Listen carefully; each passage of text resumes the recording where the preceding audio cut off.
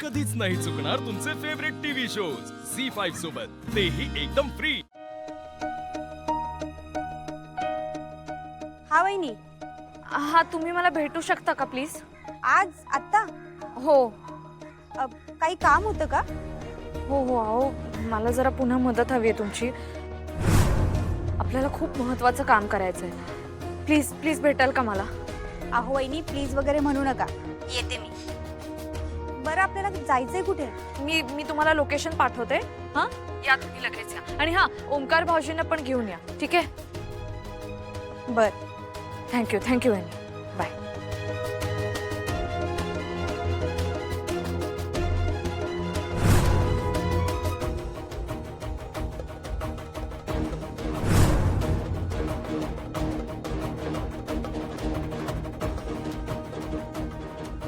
ही मास्तरीन एवढ्या घाईघाईत कुठं गेली असल? काम काय असेल हिचं? हिच्यावर नाही का वॉच ठेवायला पाहिजे। ही सोन्याची अंड देणारी कोंबडी आहे। म्हणजे हिच्या खबरा मी मावशीला सांगितल्या ना का म्या माला माल। रिक्षा रिक्षा, दादा थांबा थांबा थांबा।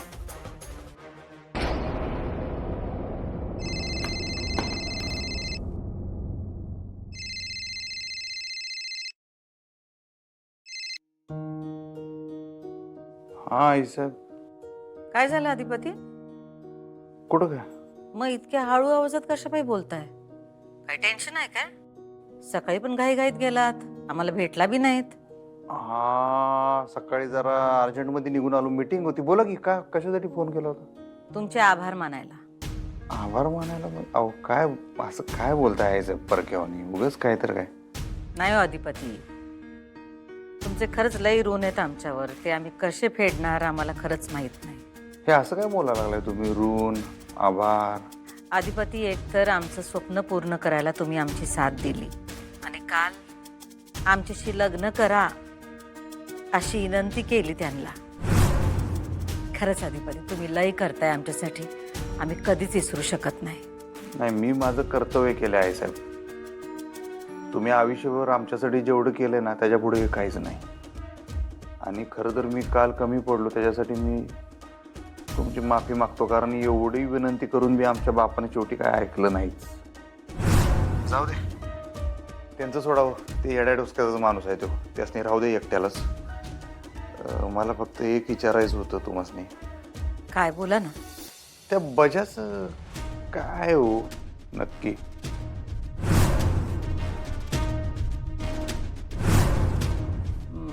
बजरंगचं काय? नाही म्हणजे जे काय घडलं त्याच्यात तुमची काही चूक नाही, मला माहीतच आहे। मला फक्त एक सांगा की बजरंगचं काय नक्की, म्हणजे कसं काय कनेक्शन काय आहे, काय लागे बांधे?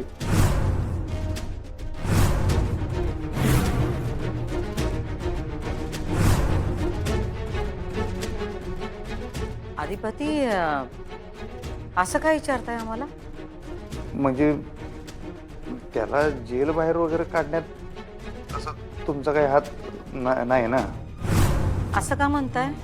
नाही, राग मानू नका आहे साहेब, आणि माझा विश्वास आहेच तुमच्यावर, मला फक्त तुमच्या तोंडून ऐकायचं आहे। विश्वास आहे असं पण म्हणताय, आणि तुमच्या तोंडून ऐकायचंय असं पण म्हणता?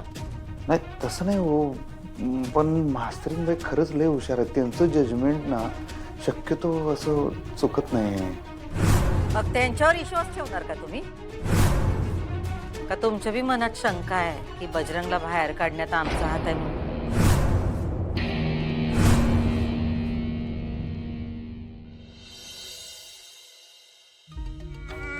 बजरंग हे गप ना, आवले कटाळा आलाय, सोडा ना।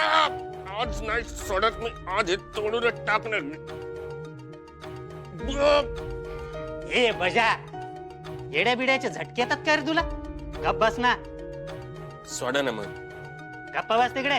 हो साहेब ऐका ना माझं। हो साहेब, हो लय कटाळा आलात साहेब। मी काय सांगतो ऐकून तर घ्या साहेब। सोडा ना साहेब, येऊ दे ना बाहेर मला साहेब। बाहेर तर येतच होतास ना तू, आत बाहेर चालूच होतं तुझं सतत।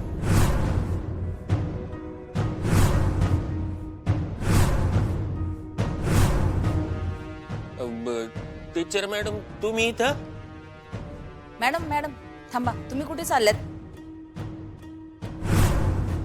मला बजरंगशी बोलायचंय. असं नाही बोलू शकत तुम्ही. मॅडम प्लीज, खूप महत्वाचं काम आहे माझं. हो, पण आता तुम्ही नाही भेटू शकत, त्याची एक प्रोसेस असते. हो बरोबर आहे तुमचं, पण माझं तुमच्या वरिष्ठांशी ऑलरेडी बोलणं झालंय, म्हणून म्हणते प्लीज, खूप महत्वाचं काम आहे प्लीज. नाही मॅडम, भेटू द्या त्यांना. या.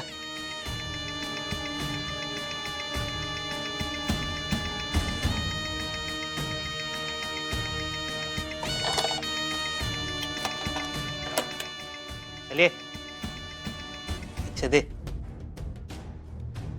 दे. टीचर मॅडम तुम्ही इथं? मला पण तुमच्याशी जरा बोलायचं होतं. म्हणजे आता समजा ठीक आहे ना? म्हणजे काही येड्या बिड्याचे झटके वगैरे येत नाही ना तुम्हाला आता?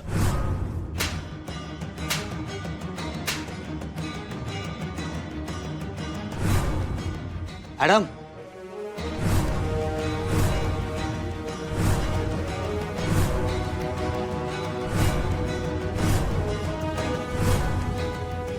मास्तरीन बजरंगला भेटायला आली इथं, पण त्याच्या संगत काय बोलते ही?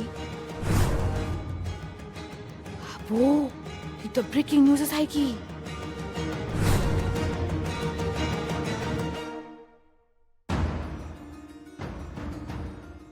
Sorry sorry sorry.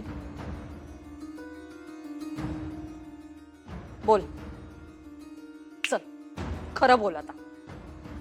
माझ्यावर सूड उगवण्यासाठी जेलमधून बाहेर आला होतास ना? मला वेडं ठरवायचं, मग वेड्यांच्या इस्पितळात भरती करायचं, हे सगळं केल्यानंतर तुझा सूड पूर्ण होणार होता, बरोबर ना? आणि हे सगळं करण्यासाठी तुला भुवनेश्वरी मॅडमनी मदत केली होती, बरोबर? हो टीचर मॅडम, काही पण काय बोलतात? भुवनेश्वरी मॅडमचा काही संबंध नाहीये. उलट उलट म्या जेलमधनं बाहेर आलोच नाही. म्या तुम्हाला दिसत होतो तो म्हणजे तुम्हाला होणारा भास आहे. पास झालं तुझं. खरं सांग बजरंग, हे बघ मी तुला ही शेवटची संधी देते. तू जर आता खरं बोललास तर मी सुद्धा सगळं विसरून जाईन. मग तेच सांगतोय, विसरून जा, कारण सांगण्यासारखं काहीच नाही माझ्याकडं. खोटं बोलू नकोस. खरं सांग, तुला भुवनेश्वरी मॅडमनी जेलमधून बाहेर काढलं होतं ना? हे बघा टीचर मॅडम, तुम्ही असं उगाच मला शब्दात अडकवू नका. इकडची गोष्ट तिकडं, तिकडची गोष्ट इकडं, ह्या दोन्ही गोष्टी नाही तर भलतीकडं हे असं करू नका तुम्ही. हे बघ, जे खरं आहे ते मी तुला कबूल करायला सांगते. मी तुला शेवटचं सांगते बजरंग, खरं कबूल कर. सांग, तुला भुवनेश्वरी मॅडमनी जेल बाहेर काढलं होतं ना? बजरंग, खरं काय ते सांग. खरं सांगितलं तर वाचशील. माझ्याकडे जास्त वेळ नाहीये, खरं बोल. मी तुला शेवटची संधी देते बजरंग, मी सगळं विसरून जाईल. फक्त आत्ताच्या आत्ता खरं कबूल कर. बोल. झी5 ॲप डाउनलोड करा आणि पहा सर्व एपिसोड्स एकदम फ्री.